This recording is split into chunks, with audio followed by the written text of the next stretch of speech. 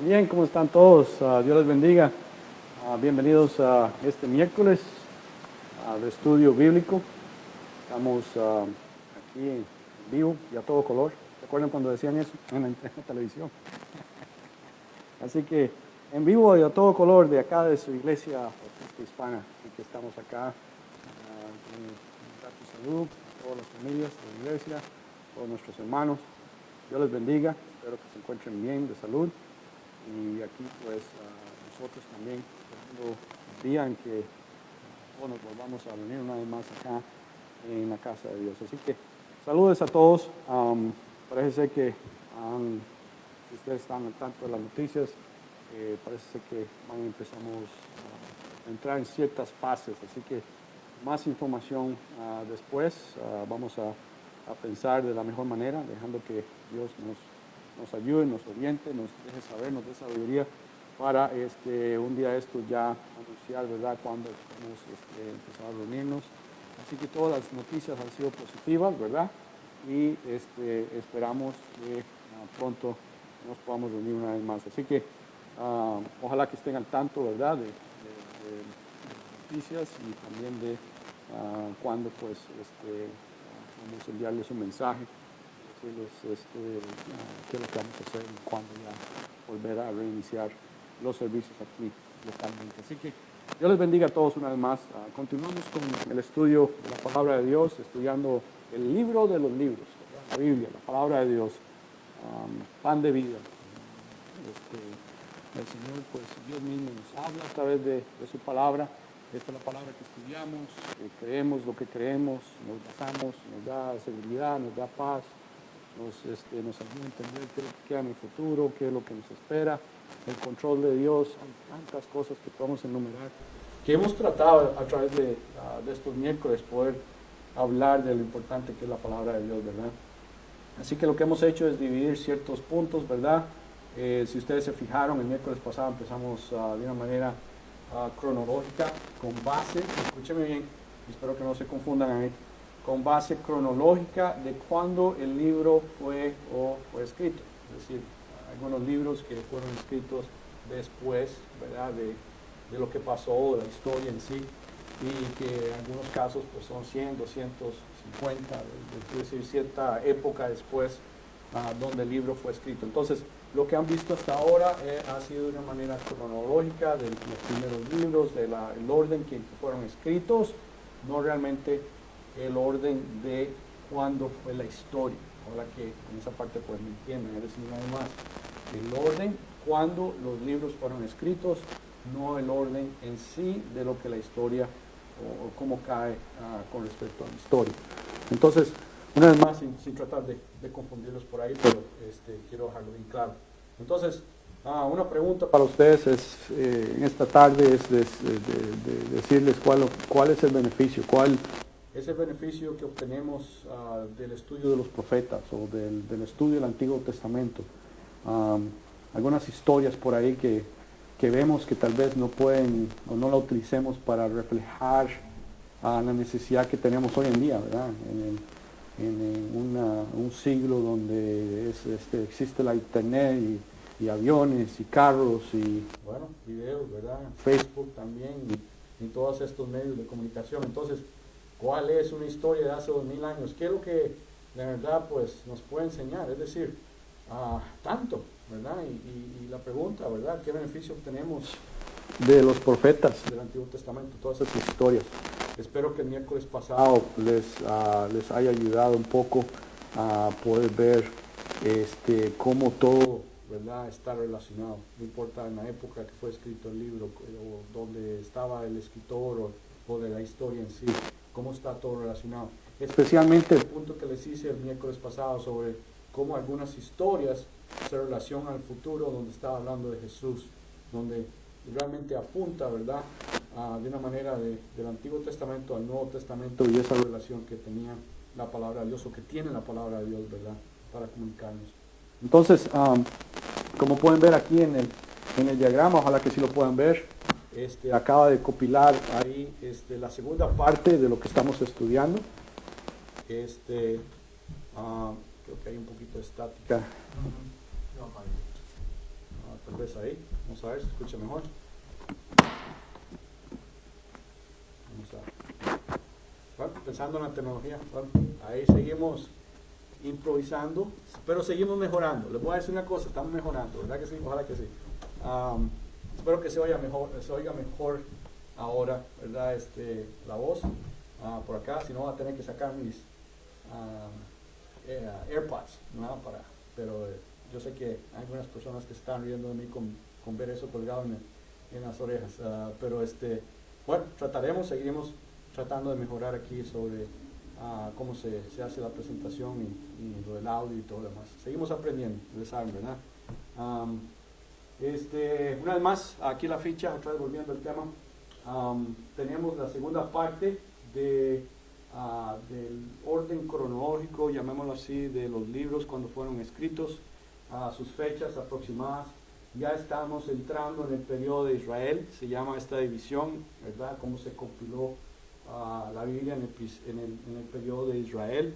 Y este periodo tiene que ver con el periodo de 1011 a 609 antes de Cristo. Entonces estamos hablando de una época de 1000 años antes, de 1000 a 600, es decir, un periodo de 400 años, llamémoslo así, para hacerlo un poquito mejor, más simple, más sencillo. Y de ahí pues pueden ver que bastantes libros fueron escritos, empezando por Ruth, ¿verdad? Y si ustedes pueden, en la parte de abajo está realmente aclarando un poco en qué periodo estamos, ¿verdad? En sí, bueno, lo que recalca ahí en el periodo de Ruth y lo que es Salmos, ese viene siendo el periodo de David, ¿verdad? En la época de David. Después en el lado de Salomón, mira cómo me costó poner todos esos libros en solamente ese espacio, me costó bastante, pero pueden ver que hay varios, como Cantar de los Cantares, Job, Proverbios, Eclesiastés, Samuel, primera y segunda de Samuel, y ahí pues ahí como pueden ver es ese periodo de Salomón. Después sigue el periodo de reino dividido, ¿verdad? Y ese periodo de reino dividido, porque ustedes saben después de que de Salomón las 12 tribus se dividieron, 10 por el lado norte y 2 en el lado sur, ¿verdad? En ese periodo de división salieron varios profetas, en este caso pues Abdías, Joel, Jonás, después Amós, Oseas, Isaías, Miqueas, y de ahí ya como entrando en el periodo de 700 años a 600 años, un periodo de 100 años, pues salieron Nahum, Sofonías, Jeremías y Habacuc. Entonces vamos a hablar un poquito más en detalle, no tan en detalle porque si no pasaríamos horas y horas, ¿verdad? Sobre el estudio, pero sí recalcar los libros, ¿verdad? Entonces no voy a atreverme a que vamos a poder estudiar todos estos libros que acabo de ponerles ahí, ¿verdad? Son bastantes, pero por lo menos la mitad, y ese es el enfoque que vamos a hacer hoy. Así que vamos a empezar con la primera parte de lo que ustedes ven en orden cronológico aquí de esta ficha, ¿ok? Entonces, después de ungir a Saúl, Samuel bosquejó los requisitos del reinado y los escribió en un libro, el cual guardó delante de Jehová, y eso pues lo encontramos en primera de Samuel 10:25.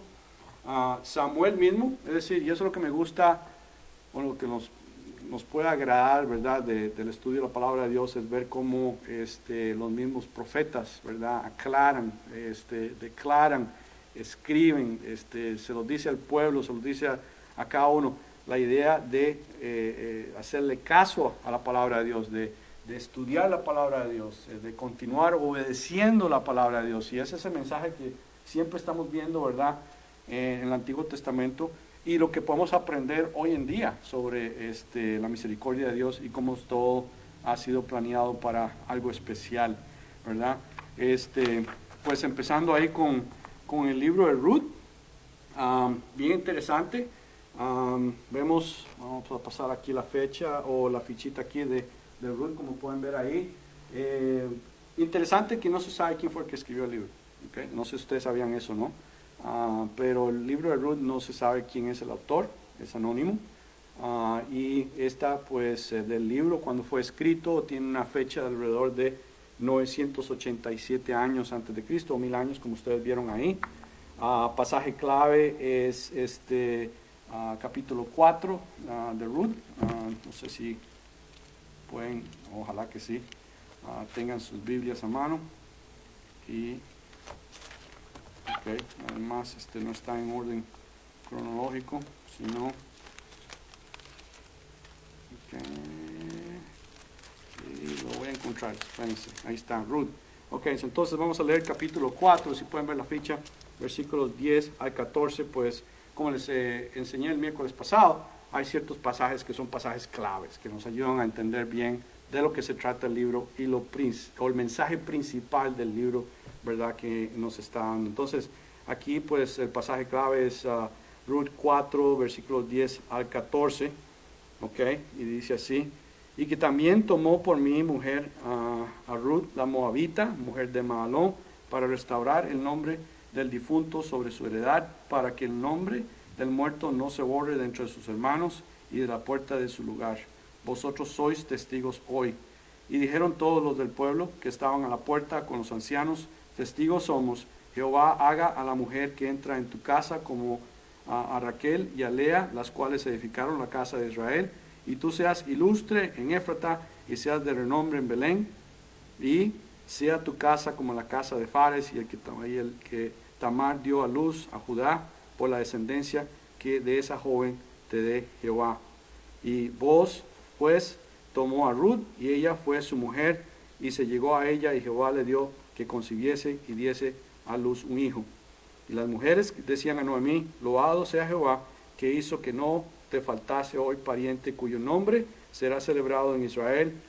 Y ahí pues termina el versículo 14, pero otra cosa que quería también recordarles de este libro, ¿verdad?, que aunque fue escrito en el periodo donde está el rey David, ¿verdad?, contemporáneamente hablando, lo histórico aquí es que es antes, y si lo podemos ver en el versículo 22, donde dice: Obed engendró a Isaí, y Isaí engendró a David.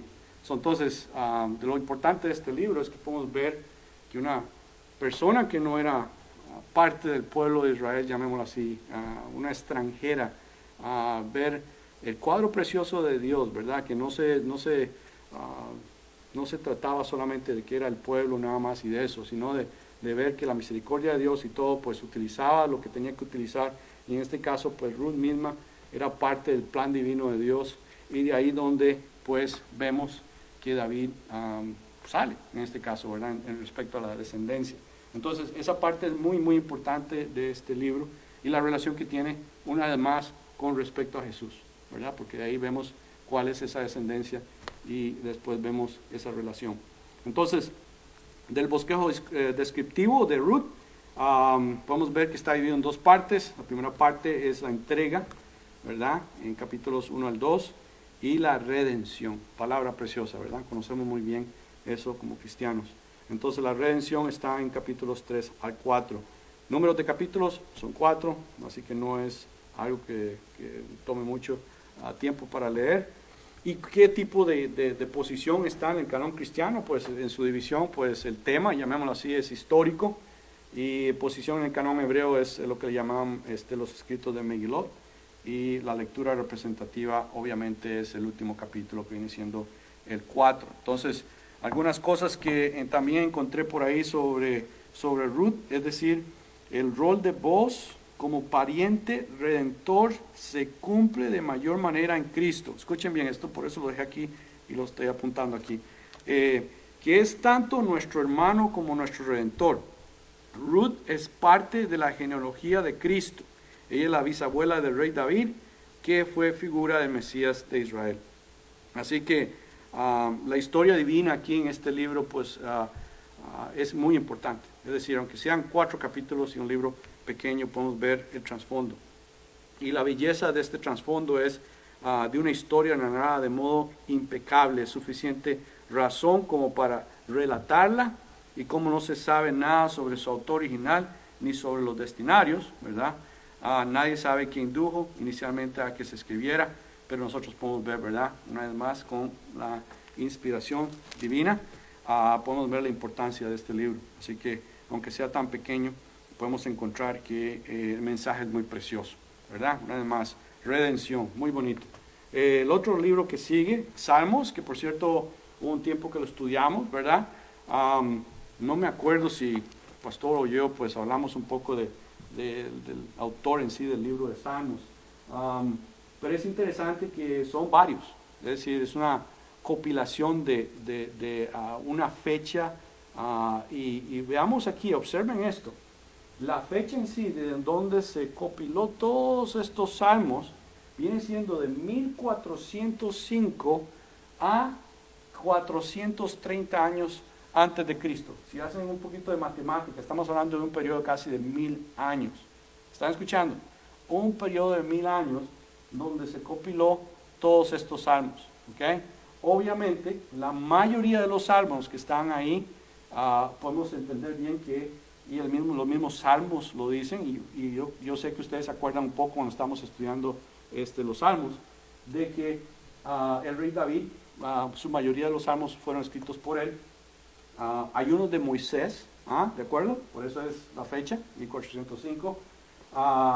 Otro personaje de Coré, Asaf, y hay otros que son anónimos. ¿Okay? Entonces no se le puede dar que fue a alguien específico, ¿verdad?, que se le entregó y lo pudo hacer, sino era que se estaban compilando todos estos salmos, se podían ir agregando, que ya al final, pues, ya más o menos como 430 años antes de Cristo, como quien dice, dejaron, este es el libro completo, estos todos son los salmos que necesitamos ahí, o que deben quedar ahí, y ahí podemos ver cómo podemos disfrutar hoy en día de estos salmos. Salmos preciosos, ¿de acuerdo? Salmo 23, uno de los más favoritos, que yo sé que muchos de ustedes lo pueden recitar sin ningún problema, ¿verdad? Salmo muy bonito, muy especial. Y en sí el tema lo podemos entender bien, es adoración, en oración y alabanza, es plegarias, es oraciones, y estos salmos pues tienen un sentido muy profundo en nuestros corazones, depende de lo que está pasando en nuestra vida. Un sinfín de temas, y aún más, si se acuerdan aquella lista que les había dado de los pasajes que uno podía relacionar con respecto al Mesías, directamente de lo que es el Antiguo Testamento al Nuevo Testamento y la relación que existe, el listado que hay en Salmos, hermanos, de verdad es algo increíble. Yo aquí, bueno, bastantes, así que les voy a decir, no pretendo hoy que vamos a tratar todo este listado que hay de todos estos salmos donde hablan del Mesías o de la relación que hay con respecto al Mesías y quién es Dios, ¿verdad? Entonces, en esa parte tal vez vamos a leer algunos por ahí para que admiren lo perfecto que es la palabra de Dios y lo precioso que es. Entonces, el pasaje clave es el Salmos 156, a ver si me acompañan por ahí. Salmos 156. No sé si se fijaron que en la palabra de Dios no están en orden cronológico como ustedes lo están viendo ahora, ¿verdad? Están, como quien dice, un poquito fuera de eso. Pero una vez más el orden está aquí, es con respecto al orden en que fueron escritos los libros. ¿Okay?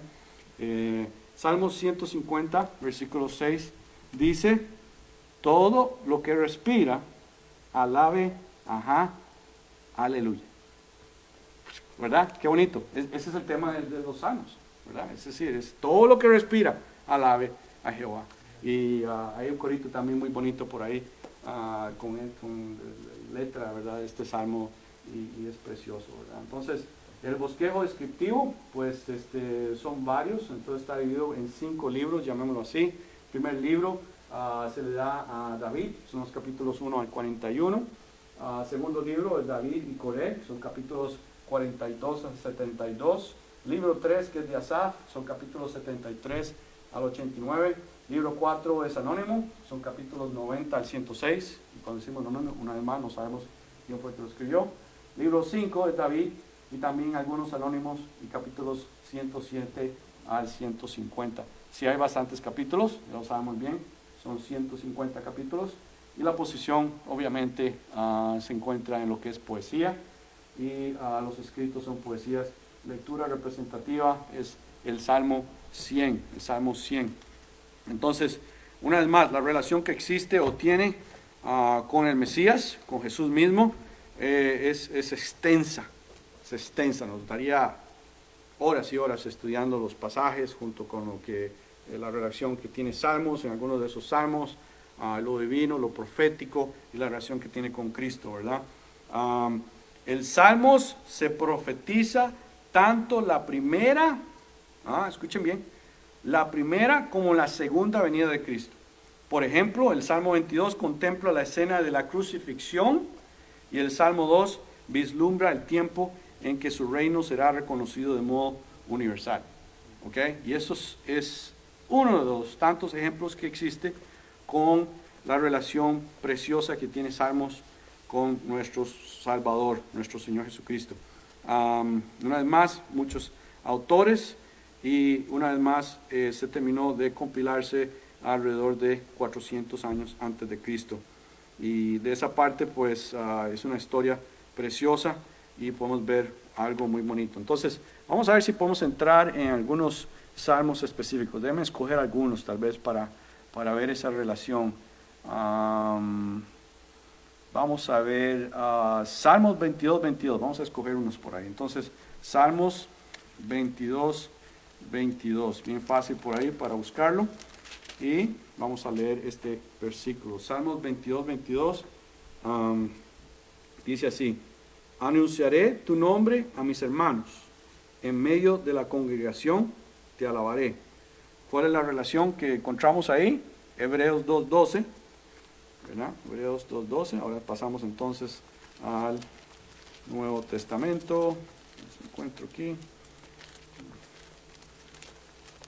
Nosotros lo que debemos hacer es como hacía con los jóvenes en el campamento, es hacer estos esgrimas bíblicos que llaman, de encontrar un pasaje y el primero que lo encuentra, ¿verdad? Yo creo que hicimos eso un día de estos, ¿verdad? Unos días especiales que tuvimos, y es bonito ver, ¿verdad? En qué tan rápido usted puede encontrar un pasaje, o el libro, ¿verdad? En este caso. Entonces, Hebreos, porque ahora pues nos malacostumbramos con el iPad y hacerlo todo electrónico, digitalmente con el teléfono. Hebreos 2.12, dice así. Y diciendo, es decir, porque, voy a empezar con el 11, porque el que santifica y los que son santificados, de uno son todos, por lo cual no se avergüenza de llamarlos hermanos. Diciendo, anunciaré a mis hermanos tu nombre, en medio de la congregación te alabaré. Qué precioso.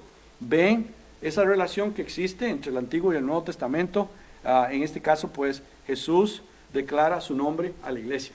Y eso es lo que trata este pasaje, ¿verdad? El nombre de Jesús y lo que se declara en su nombre, ¿verdad? Y una vez más, este es el Mesías, el Salvador, nuestro Rey y nuestro Amo, nuestro Señor.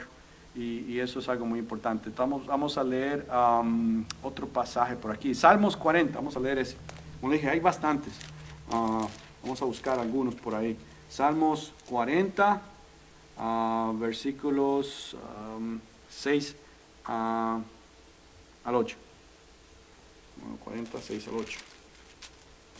Dice ahí: sacrificio y ofrenda no te agrada. Has abierto mis oídos. Holocausto y expiación no has demandado. Entonces dije: he aquí, vengo. En el rollo del libro está escrito de mí. 8. El hacer tu voluntad, Dios mío, me ha agradado, y tu ley está en medio de mi corazón. Wow. ¿De qué está hablando? Bueno, vamos a ver una vez más. Ese lo podemos ver en Juan 6:48. En Juan 6:48. Vamos a ir a ver un momentito ahí. Juan 6:48. Donde dice, ¿qué dice ahí? Yo soy el pan de vida. Amén. Yo soy el pan de vida. Y la otra, creo que sería mejor, es, ok, está fallando ahí una vez más. Hebreos 10, 5 al 9. Vamos a ver si ese está un poquito mejor en su relación. Sabemos qué es lo que está hablando el Salmo, ¿verdad? Pero vamos a ver Hebreos, ¿qué les dije? 10, 5 al 9. Dice: por lo cual, entrando en el mundo, dice, sacrificio y ofrenda no quisiste, mas me preparaste el cuerpo. Holocaustos y expiaciones por el pecado no te agradaron. Entonces dije: he aquí que vengo, oh Dios, para hacer tu voluntad, como el rollo del libro está escrito de mí. Diciendo primero, versículo 8, sacrificio y ofrenda y holocaustos y expiaciones por el pecado no quisiste, ni te agradaron, las cuales cosas se ofrece según la ley. El versículo 9, y diciendo luego, he aquí que vengo, oh Dios, para hacer tu voluntad, quita lo primero para establecer esto último. Y 10, en esa voluntad somos santificados mediante la ofrenda del cuerpo de Jesucristo, hecha una vez para siempre, una vez para siempre. Otra cosa que afirma, ¿verdad? La eternidad de la salvación, ¿verdad? Es algo que es eterno, algo precioso. Pueden ver esas relaciones, es decir, y como les dije, hay un listado aquí extensivo. Si pudiéramos agarrar uno tras el otro, el listado que tengo aquí es bastante grande. Es decir, si algún día ustedes lo quieren estudiar, pues me lo dejan saber. Ahí lo tengo. Pero quiero que vean por lo menos esa relación que existe. Salmo 23, ustedes lo saben muy bien. No tengo que hablar mucho sobre eso. Lo entienden, ¿verdad? Cuando él habla del pastor. Jehová es mi pastor, nada me faltará, ¿verdad? Y todas esas cosas que uno puede agarrar de estos versículos que están ahí en esos salmos.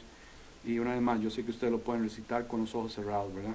Y es un salmo muy precioso. Muy bien, de ahí pues el próximo libro que sigue, Cantar de los Cantares. No sé, ¿cuándo fue la última vez que un predicador tal vez utilizó este libro? Es un libro que yo me acuerdo hace tiempo, cuando era joven,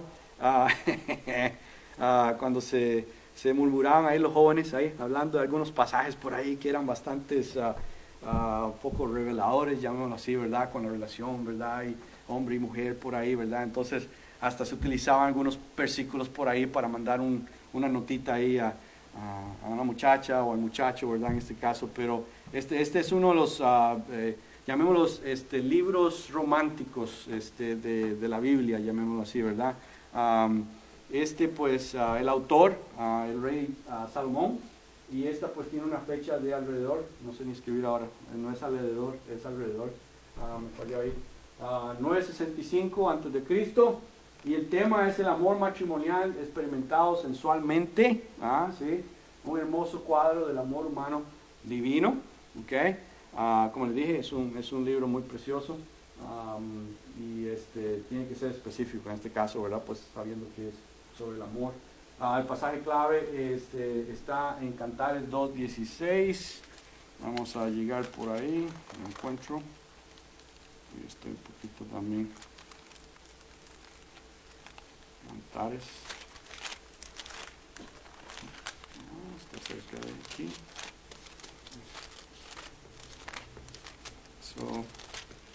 Cantares, ¿no usted? Cantares 2.16. Y dice así: mi amado es mío y yo suya. Él apacienta entre lirios. Ahí vemos un pasaje precioso, un versículo bonito, pero también algo significativo. Ustedes saben que Jesús llama a la iglesia como su esposa, ¿verdad? Y en este caso, pues podemos ver que dice: mi amado es mío y yo suya. Él apacienta entre lirios. Y hasta que punte el día y huyan las sombras, vuélvete, amado mío, sé semejante al corzo o como el cervatillo sobre los montes de Beter. Un pasaje precioso, es un pasaje clave. ¿Cuál es el bosquejo descriptivo de Cantares? El acto primero es el cortejo, ¿verdad? Capítulos 1 al 3. Acto segundo es la boda, capítulos 4 al 5. Acto tercero es el matrimonio, capítulos 6 al 8. Entonces, ¿cuántos son los capítulos? ¿Cuántos tiene? Son 8. Y la posición del canon cristiano, pues, es poético, es poesía. Parte de los escritos de Megilot, y el capítulo clave o representativo aquí viene siendo el capítulo 2. Algunas cosas interesantes sobre los cantares. Una vez más, ¿qué relación tiene sobre lo que dice el libro y, ¿verdad?, el trasfondo mesiánico, ¿verdad? Podemos ver que Cristo está en Cantares, es decir, una vez más, como un poquito se lo mencioné ahí, el amor entre esposos es la imagen que usa Pablo para hablar del amor de Cristo por su esposa, la iglesia, que se encuentra en Efesios 5:32. Así que su género es muy importante aquí entender esa relación. Y no es un libro que podemos decir, no se puede, es decir, me gusta lo que dice, no está restringido al tiempo. ¿Y qué quiero decir con eso? Bueno, el amor romántico que se elogia en el libro, es un amor auténtico para todos los tiempos y todos los lugares. ¿De acuerdo? Nada más, ya les dije, ¿verdad? Que cuando era joven, pues en uno de esos libros que pues los jóvenes trataban bastante, ¿verdad? Cuando se trataba del noviazgo y todo lo demás, pero y aún más en el matrimonio, ¿verdad? Entonces, ese amor que habla este libro, pues es un amor muy profundo, muy precioso y una vez más muy bonito y muy especial. Así que esa es la relación que tiene con el lado del Mesías. El otro, pues, es Job, ¿de acuerdo? Yo mencioné el Job. Una vez más, en el lado cronológico se encuentra Job en una posición más o menos del 950 años antes de Cristo. Escuchen bien, ahí donde más o menos nace el libro, ¿verdad? Está escrito de una forma escrita, llamémoslo así. El autor es anónimo, ¿ok? Pero el tema en sí del libro viene siendo de la época de los patriarcas, ¿verdad? Estamos hablando ya del principio. Entonces, aunque el libro ya fue escrito de una manera oficial, ¿verdad? Por ahí de 1000 años antes de Cristo, la historia en sí está basada en una época, como quien dice, de los más viejos. Entonces, una de las cosas que se dice del libro de Job, se puede decir que fueron los primeros libros, ¿verdad? Que fueron escritos, ¿verdad? Y eso, llamémoslo así, en su historia, lo más viejo, ¿verdad? Entonces, el tema, pues lo sabemos muy bien. Job, podemos ver que Dios nos enseña muchas cosas a través de este libro. Es paciente, resistencia en tanto Dios se vindica. El pasaje clave se encuentra en Job 37. Job 37. Más aquí, se me encuentro. Ahí está. Job 37. Y vamos a leer versículos 23 al 24, donde dice: Él es todopoderoso, al cual no alcanzamos, grande en poder, y en juicio y en multitud de justicia no afligirá. Lo temerán por tanto los hombres. Él no estima a ninguno que cree en su propio corazón ser sabio. Usted no dice amén, jaja, tiene que decirlo. Amén, amén, ¿verdad? Pues es el tema, el pasaje clave de Job, ¿verdad? Porque ahí Job se da cuenta, Job entiende quién es Dios. Y obviamente, hablando de la aflicción, hablando del sufrimiento, hablando de todo lo que pasa en nuestra vida, ¿verdad? Principalmente ahora, escuchen bien, yo sé que cada uno de ustedes pues está pasando sus dificultades, nadie es ajeno hoy en día de estas dificultades, ya sean de cualquier sea, de enfermedad, de dinero, de lo que sea, ¿verdad? Podemos ver que en Job encontramos esperanza, en Job podemos ver la realidad y encontramos ánimo, ¿verdad? En algo así como esta historia. ¿Cómo está dividido el libro de Job? Está como versículos del 1 al 2, viene siendo el prólogo, el diálogo de los amigos, capítulos 3 al 31, monólogo de Eliú, son los capítulos de 32 al 37, respuesta de Dios, capítulos 38 al 41, y después el epílogo, el último, como dice el capítulo 42, cuando ya termina la historia. Son 42 capítulos, el canon cristiano lo tiene en su categoría como poesía, ¿verdad? Aunque parece como que es histórico, pero es bastante poético en sí, más por lo que habla Job, ¿verdad? Y dice, en el canon hebreo son los escritos, o en este caso también lo ponen como poesía. Lectura representativa viene siendo capítulo 28 del 12 al 18. Y en el lado de Job, una vez más, de lo que representa, o como el Cristo está ahí en los Salmos. Perdón, agarré el equivocado. Ese Job, aquí. Cristo en Job.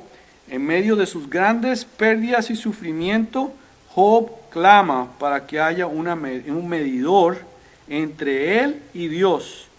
Cristo es la respuesta a ese clamor.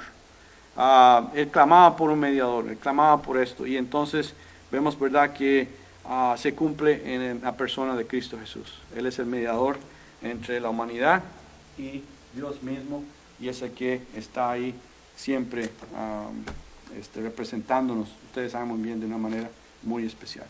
El otro libro que sigue es el libro de Proverbios. Proverbios, varios autores, otro libro, ¿verdad?, que tiene diferentes autores. Obviamente el crédito se le da al rey Salomón y hombres de Ezequías, es decir, estos pues hijos de diferentes profetas, y también está pues Agur y Lemuel. La fecha es más o menos de 931 a 700 años antes de Cristo, casi un periodo de 200 años donde este libro pues termina a ser compilado, ¿verdad? El tema es conducta sabia en el diario vivir. Y otro libro que no tiene en sí, es de esta época nada más y la sabiduría solamente se trata de, no, ustedes saben muy bien que esa sabiduría continúa hasta hoy en día.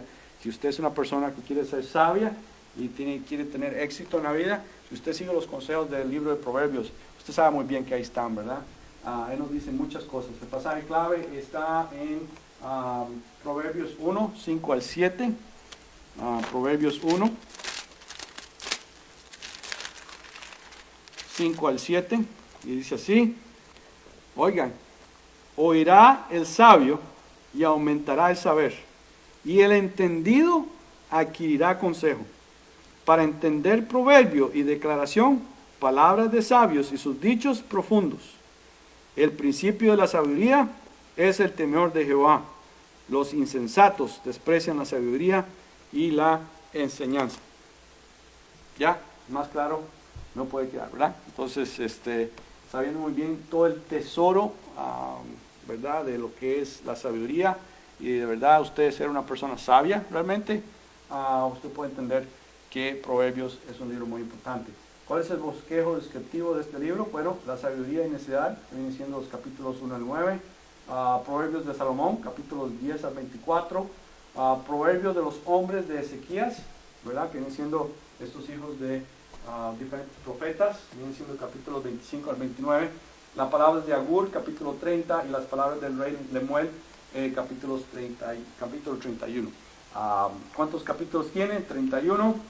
Está como en su categoría como libro poético o poesía, y está en su posición del canon hebreo como los escritos de Megilot, y lectura representativa, ¿verdad?, es el capítulo 2, que habla o que tiene en su relación respecto a Jesús, ¿verdad? Me gusta mucho también lo que dice ahí, Cristo en Proverbios. Como atributo de Dios, en Proverbios se presenta a la sabiduría como una persona. A la luz del Nuevo Testamento sabemos que dicha sabiduría es Jesucristo. ¿Qué les parece? El verbo o la palabra por la cual se creó el universo y también se sustenta. Juan 1:1 y Hebreos 1:3. Una vez más, como atributo de Dios, en Proverbios se representa la sabiduría como una persona, y a la luz del Nuevo Testamento sabemos que dicha sabiduría es en Jesucristo, el verbo o la palabra por la cual se creó el universo y también se sustenta. Amén y amén, ¿verdad? Una vez más, este es un libro que hay un tesoro, ¿verdad?, de sabiduría, y esto pues viene siendo unos libros muy importantes también para todo cristiano. No podemos ignorar este libro en sí, ¿verdad? El otro que sigue es Eclesiastés, otro que se le da crédito al rey Salomón, ¿verdad? Y pues al mismo tiempo, alrededor de 940 años antes de Cristo. El tema, sabiduría práctica desde el punto de vista secular. El libro de Proverbios con el libro de Eclesiastés tiene una división bastante importante, tiene una relación por ahí, pero esta relación en sí está basada en su tema, ¿verdad?, en la cuestión de la sabiduría, pero en sí la diferencia entre lo que pensamos que es lo mejor de la vida, llamémoslo así, ¿verdad?, de lo que pensamos, de lo que tenemos y lo que somos, ¿verdad? A veces creo que Eclesiastés hace un mejor trabajo de poner ese espejo en la vida de cada uno de nosotros, ¿verdad?, de lo que es importante en nuestra vida. Yo creo que ahí mejor lo dije, ¿verdad?, lo que es importante para nosotros. Eclesiastés lo declara mejor, ¿verdad? Y esto pues lo podemos ver en pasaje clave que se encuentra en Eclesiastés 1, 12 al 14, Déjenme encontrarlo por ahí. Eclesiastés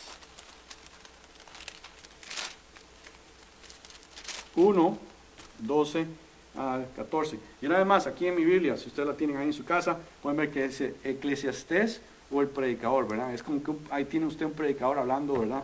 También. Y aquí vemos una vez el capítulo 1 de Eclesiastés, versículos 12 al 14. Dice, yo, el predicador, fui rey sobre Israel en Jerusalén y di mi corazón a inquirir y a buscar con sabiduría sobre todo lo que se hace debajo del cielo. Este penoso trabajo dio Dios a los hijos de los hombres para que se ocupen en él. 14. Mire todas las obras que se hacen debajo del sol, y aquí todo ello es vanidad y aflicción de espíritu. Otra vez, 14. Miré todas las obras que se hacen debajo del sol, y aquí todo ello es vanidad y aflicción de espíritu. Bueno, ¿qué pasa con aquellas personas, verdad? Que saben muy bien que se dedican su vida a obtener, a lograr cosas, es decir, las metas, ojalá que no me malinterpreten, están buenas, tener esperanza, tener metas en la vida, está bien, si es respecto a estudios, si es diferentes cosas, de acuerdo. Pero a veces caemos en el error, y yo creo que Eclesiastés hace un buen trabajo, y el rey Salomón lo puede decir, ¿verdad? Recuerdan que dice la palabra de Dios que como él, no ha habido nadie con respecto a todo su tesoro y todo lo que él tenía. Tenemos a Bill Gates, tenemos a Elon Musk, que es el dueño de Amazon, es decir, todas estas personas que tienen billones y billones de dólares, ellos no se comparan con el dinero, el poder económico que tenía el rey Salomón. Y él al final dice que todo esto es aflicción, que todo esto es vanidad. ¿Por qué? Porque él pudo darse cuenta que no importaba cuál era su vanidad, cuál era lo que él quería hacer, lo podía hacer, usted lo sabe muy bien. Y él decía, todo esto al final es vanidad. Es decir, hay una sabiduría sobre eso. Es decir, cuando a veces nosotros buscamos nada más lo que el mundo ofrece, al final de cuentas nos podemos ver hacia atrás y ver cómo realmente perdimos el tiempo, cuando todo tiene que ser primero Dios. Es decir, un libro bastante importante. Entonces, el bosquejo descriptivo, introducción en el capítulo 1, sermones, capítulo 2 al 11, conclusión, capítulo 12. Un libro corto, es de 12 capítulos nada más, y se encuentra en la posición de poesía de los escritos de Megilot, y capítulo representativo es capítulo 3 de 1 al 15. Entonces, de Proverbios, de Eclesiastés, podemos ver cuál es la relación que tiene con Cristo en Eclesiastés. Eclesiastés presenta un cuadro gráfico de lo vacía e inútil que es la vida sin Dios. Jesús usa la imagen de una vid y sus ramas a fin de subrayar esta verdad en Juan 15:5. Una vez más, una vida sin Dios es totalmente perdida, es una pérdida muy grande. Es decir, ahí es lo que quiere hacer el predicador, mismo rey Salomón predicando realmente lo que es importante en la vida. Después, ya nada más 2 libros más, y estos pues tienen una buena relación, y ya terminamos. Ya estamos terminando. Esta pues viene siendo el primero de Samuel. Bien interesante que el primero de Samuel no se le da crédito al mismo,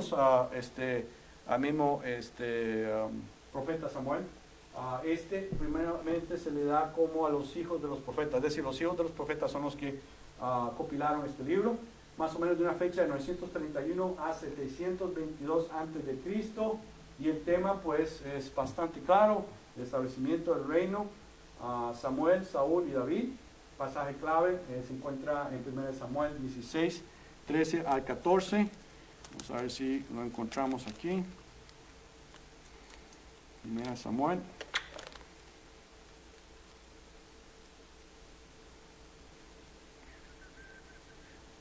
Primera Samuel.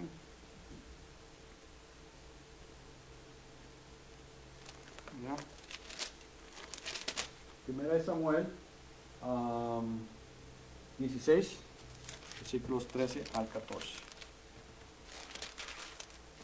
Okay. Y de ahí dice, y mientras David y los suyos iban por el camino, Simei iba por el lado del monte delante de él, andando y maldiciendo y arrojando piedras delante de él y esparciendo polvo. 14, y el rey y todo el pueblo que con él estaban llegaron fatigados y descansaron allí. Estoy leyendo 2 de Samuel, disculpe. Me parecía que no encajaba muy bien con... Ok, 1 de Samuel 16,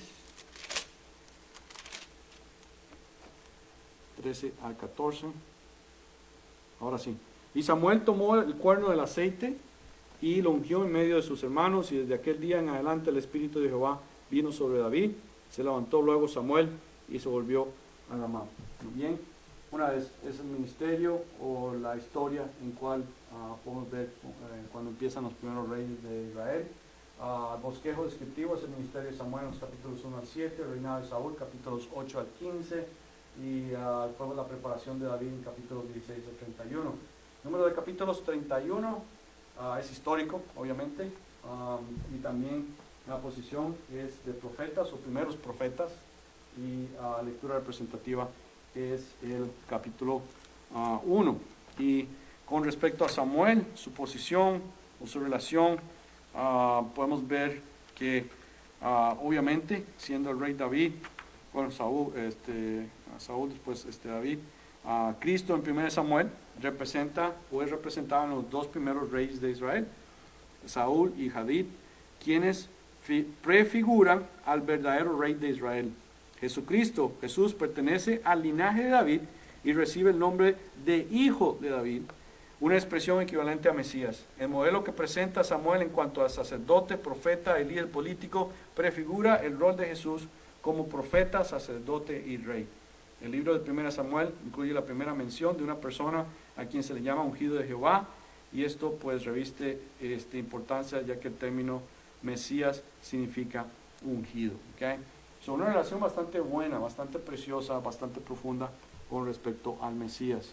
Y de ahí pues el 2 de Samuel, lo mismo. Se dice ahí, encontré un comentario por uno de los libros que estaba estudiando, de que la razón de que estaba dividido, si se acuerdan, es que aquellos eran pergaminos, ¿verdad? Eran rollos. Entonces parece ser que digamos, cuando se estaba escribiendo la historia, tuvieron como quien dice dividirlo porque el libro se estaba haciendo muy grande. Me dio gracia un poco el comentario que estaba ahí. Entonces por eso es que existe 1 de Samuel y 2 de Samuel, si están divididos así de esa manera. Pero realmente es un libro, ¿verdad? Cuando lo vemos, ¿verdad? Sí tiene un diferente tema, tal vez, llamémoslo así. Misma fecha, pasaje clave, 2 de Samuel 7, 8 al 16. Y ahora sí estoy en 2 de Samuel 7, 8 al 16. 7, 8 al 16. Y dice: ahora pues dirás así a mi siervo David: así ha dicho Jehová de los ejércitos, yo te tomé del redil, de detrás de las ovejas, para que fueses príncipe sobre mi pueblo, sobre Israel, y he estado contigo en todo cuanto has andado, y delante de ti he destruido a todos tus enemigos, y te he dado nombre grande, como el nombre de los grandes que hay en la tierra. Y vamos a seguir leyendo hasta el 16. Además, yo fijaré lugar a mi pueblo Israel, y lo plantaré para que habite en su lugar, y nunca más sea removido, y los inicuos le aflijan más, como al principio, desde el día en que puse jueces sobre mi pueblo Israel, y a ti te daré descanso de todos tus enemigos. Asimismo Jehová te hace saber que Él te hará casa, y cuando tus días sean cumplidos y duermas con tus padres, yo levantaré después de ti a uno de tu linaje, escuchen bien, 12, el cual procederá de tus entrañas, y afirmaré su reino. Él edificará casa a mi nombre, y yo afirmaré para siempre el trono de su reino. Yo le seré a él padre, y él me será a mí hijo, y si él hiciere mal, yo lo castigaré con vara de hombres y con azotes de hijos de hombres. Pero mi misericordia no se apartará de él como lo aparté de Saúl, al cual quité delante de ti. Y será afirmada tu casa y tu reino para siempre delante de tu rostro, y tu trono será estable eternamente. Es decir, si no pueden ver la relación que existe con esto, con respecto al Mesías, por favor, ¿verdad? Obviamente vemos una relación bastante profunda. Bosquejo descriptivo: David sobre Judá, capítulos 1 al 4, David sobre todo Israel, capítulos 5 al 24, 24 capítulos históricos una vez más, y se le da también en una categoría de primeros profetas.